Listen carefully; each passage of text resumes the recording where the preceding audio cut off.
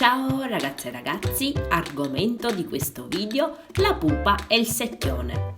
In particolare vi voglio parlare di Raffaello Mazzone. Sapete chi è?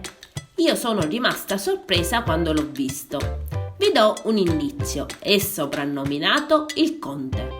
Ve lo ricordate? Lo abbiamo già visto in una ben nota trasmissione. Sto parlando di Take Me Out, la rivincita delle donne, l'ultima edizione, quella presentata da Katia Follesa. Ed eccolo qui il nostro Conte Raffaello. Il nostro secchione è un ricercatore medico che è stato scelto dalla fotomodella Angelica, che ovviamente è la pupa. In questa puntata la nostra coppia ha affrontato delle prove.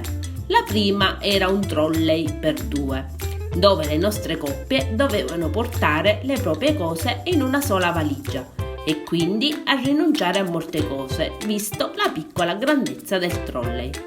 In questa prima prova la nostra coppia finiscono per ultimi e visto la classifica Raffaello e Angelica si beccano la stanza più piccola dove passare la notte, ma la sorpresona è solo un letto singolo. Quindi al nostro Conte non resta che dormire per terra.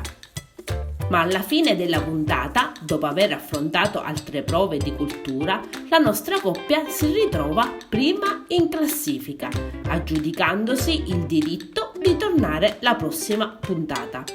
Puntatona divertentissima, con questa coppia ne vedremo davvero delle belle. Meno male che non sono tra gli eliminati. E voi, avete visto la puntata? Qual è la vostra coppia preferita? Commentate pure. Io adesso vi saluto e vi aspetto al prossimo video. Bye bye!